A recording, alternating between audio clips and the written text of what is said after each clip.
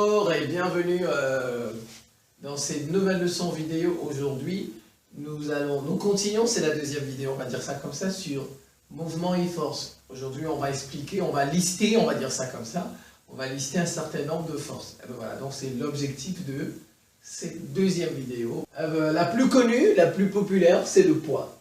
Le poids P d'un corps. Tout le monde connaît ça d'un corps. Qu'est-ce que c'est? C'est la force exercée par la Terre, c'est tout. La Terre, notre planète, on va dire ça comme ça, elle fait une force, elle fait une attraction sur nous, une attraction à distance. Et ben voilà, c'est une force à distance sur nous. Donc c'est la force exercée par la Terre sur un corps dans son environnement. Tout ce qui est dans l'environnement immédiat, on va dire comme ça, l'environnement proche de la Terre, subit une force de la part de la Terre qu'on appelle le poids de ce corps. Elle a 4 caractéristiques. G, son point d'application, on dit encore son centre de gravité. Elle a une direction, elle est verticale, elle a un sens du haut vers le bas, j'ai mis tout simplement, c'est-à-dire du haut vers le bas. On dit qu'elle est, son sens, il est descendant, il est descendant, on dit encore descendant. Soit vous dites du haut vers le bas, ou bien vous dites descendant. Et le poids a une intensité, a une valeur qu'on appelle P égale M fois G. M pour la masse et G pour l'intensité de pesanteur. L'intensité de pesanteur, dans les exercices, on vous donne le plus souvent G, l'intensité de pesanteur. Alors, à côté de poids, on a une deuxième force, la réaction R du support.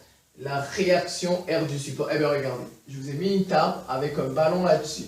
Et voilà. Si j'enlève la table, que fait le ballon? Le ballon tombe. Il subit le poids. Le poids, voilà. Donc vous voyez, la Terre va exercer sur le ballon une force si j'enlève la table. Mais pourquoi le ballon ne tombe-t-il pas? Tout simplement parce que la table l'empêche de tomber. Donc on dit la table fait une réaction sur le ballon. Notez R, elle est verticale vers le haut. Voilà. Dans ce cas ici, elle est verticale vers le haut. Donc la réaction on dit ça, la réaction de la table, la réaction du support. Donc, c'est l'action d'un support, sur un solide reposant dessus. Voilà. Vous voyez, le ballon, il repose sur la table, sur le solide. Que fait la table? La table repousse le ballon vers le haut. Si j'enlève la table, le ballon tombe. Donc on dit, la table exerce sur le ballon une force qu'on appelle la réaction. Voilà, qu'on note, R. Voilà, donc c'est ça, je vous ai mis. C'est une force de contact. Regardez, les deux se touchent. C'est une force de contact, la réaction, en l'absence de frottement.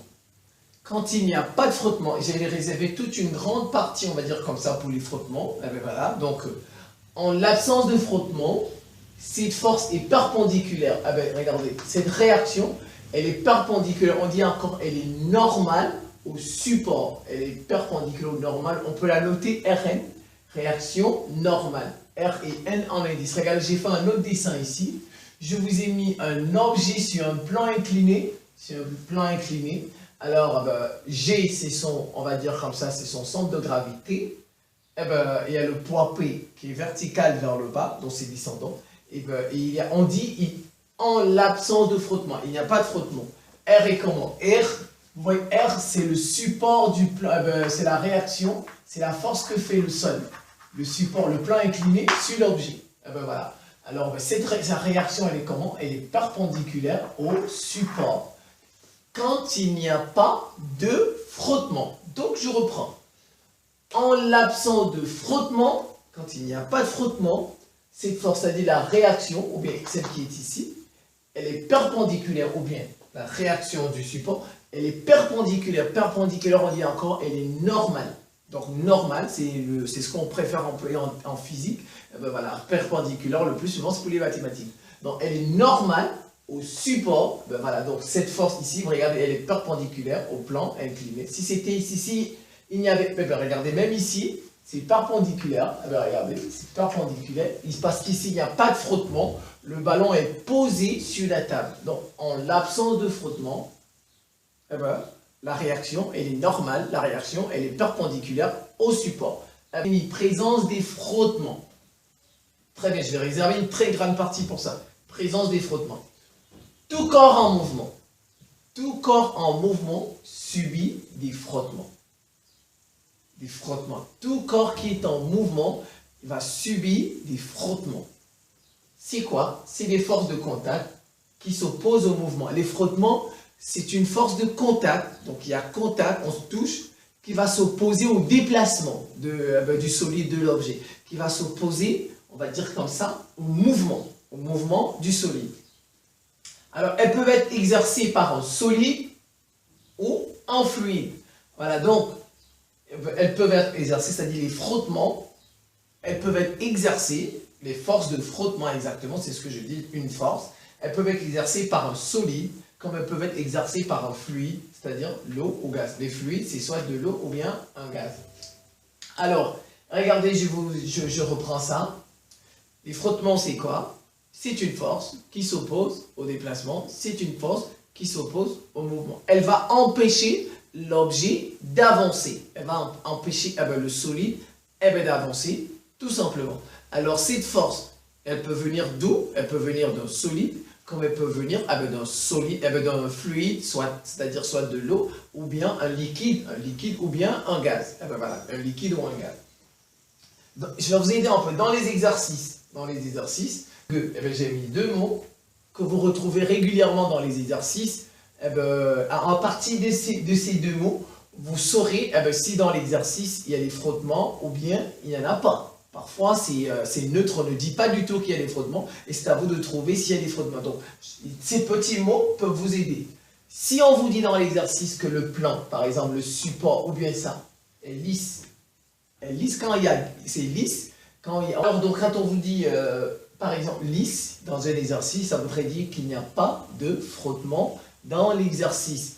Quand vous avez des mots comme par exemple rugueux dans l'exercice, ça voudrait dire que vous devez tenir compte des frottements. Voilà, parfois c'est des mots comme ça, des vocables de ce genre qui vont vous aider à comprendre s'il y a s'il y a frottement dans l'exercice ou bien il n'y en a pas. Bon, parfois il y a des exercices qui sont clairs, ils vont vous dire les frottements sont négligés, tout simplement. Et il y en a qui sont si clairs et ils vont vous dire il y a des frottements, ils vont mettre F, ils vont me demander de calculer ça.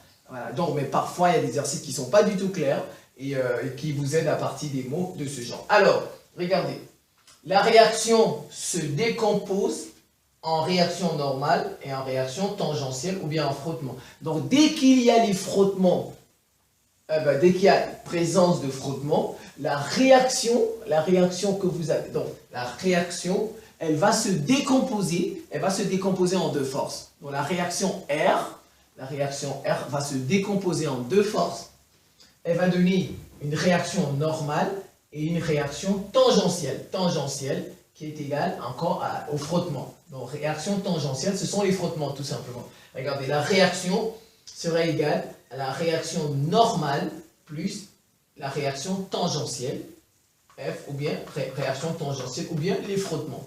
Voilà. Donc, et voilà, je vous ai mis un dessin. Dans cet exercice, il y a les frottements. Alors, quand il y a les frottements, qu'est-ce que vous allez remarquer? La réaction ici, la réaction R, elle s'est décomposée en réaction normale et en réaction tangentielle, qu'on appelle F, les frottements. Et ben voilà, donc j'ai... normalement, c'est perpendiculaire ici. Et ben voilà, réaction normale. Voilà, donc, je reprends. Quand il y a des frottements, alors, la réaction que vous avez ici va se décomposer en deux types de réactions. En une réaction normale et une réaction tangentielle, qu'on peut encore noter F, qui sont tout simplement les forces de frottement.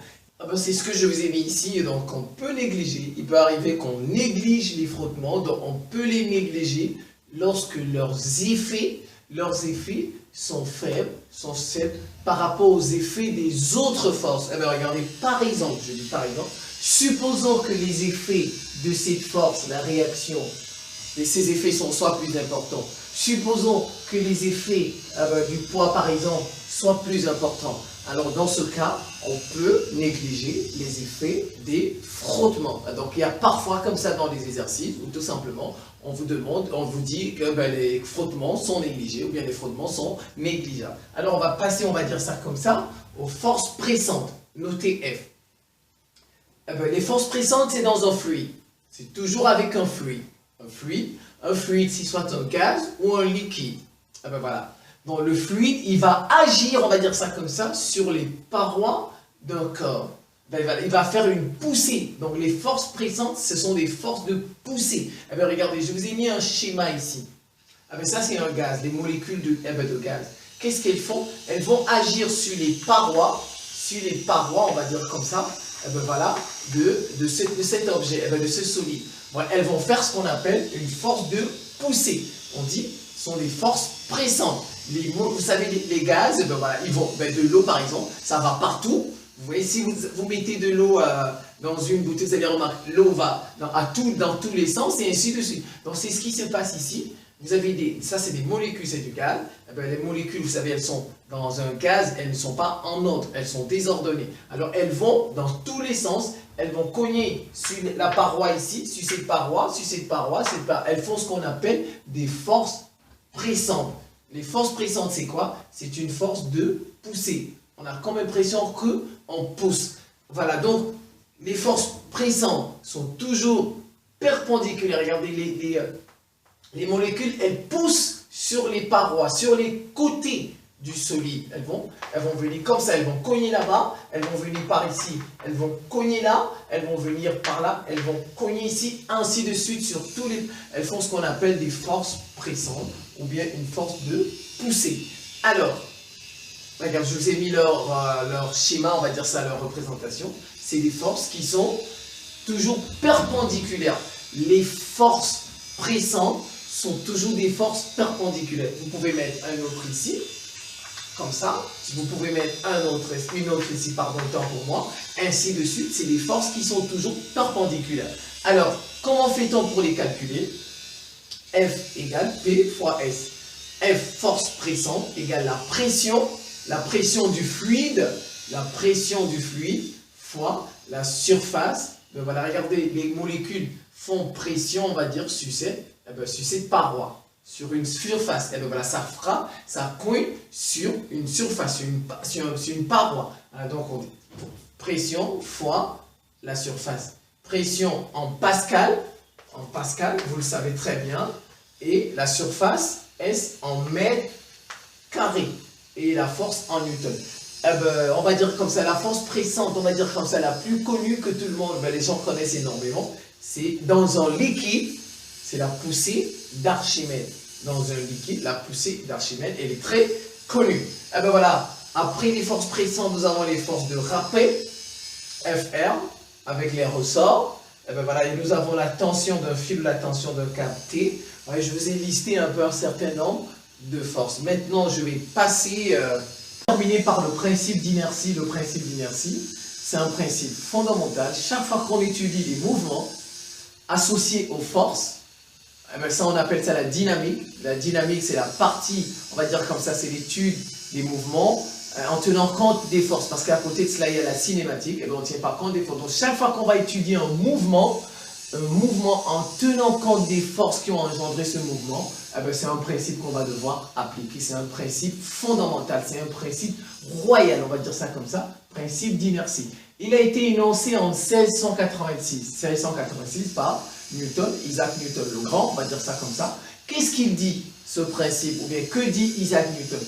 Il dit, tout corps est immobile, c'est-à-dire il ne bouge pas, tout corps est immobile, ou en mouvement rectiligne uniforme, mouvement rectiligne comme ça, rectiligne uniforme, ou bien si vous voulez comme ça, voilà, c'est ça un mouvement rectiligne uniforme, c'est-à-dire la vitesse est constante. Mouvement rectiligne uniforme, la vitesse ne change pas, la vitesse ne varie pas, la vitesse est constante. Il roule toujours par exemple à 10 km par heure, 10 km par heure, voilà, donc c'est ce qu'on a. Donc, tout corps est immobile ou en mouvement rectiligne uniforme s'il n'est soumis à aucune force ou si ces forces qui s'appliquent sur lui se compensent. Les forces qui se compensent, ça veut dire que leur somme va donner le vecteur nul. On dit la somme des forces extérieures égale le vecteur nul. Ah ben voilà, et la réciproque, on va dire ça comme ça, la réciproque est vraie. La réciproque est vraie, c'est ce qu'on a appelé le principe d'inertie énoncé par Isaac Newton en 1686. Les forces qui se compensent, ça veut dire quoi? Leur somme, je reprends ça, la somme des forces, la somme veut dire on fait plus. La somme des forces extérieures égale le vecteur nul. Conséquence, ces forces-là qui s'appliquent, qui se compensent, ont la même direction, elles auront la même valeur et elles seront de sens opposé. Je reprends. Ces forces qui se compensent ont la même direction, la même droite d'action, elles auront la même valeur et elles seront de sens opposé. Elles n'auront pas le même sens, elles seront de sens contraire. Regardez par exemple ici. Regardez. Ici, sur cette table, on a un objet, un ballon sur la table. La réaction de la table, c'est R. Mais vous avez aussi le poids P. Voilà. La Terre exerce ce qui veut que cet objet tombe. Alors, mais l'objet, qu'est-ce qu'il fait? Il est immobile. Il est immobile.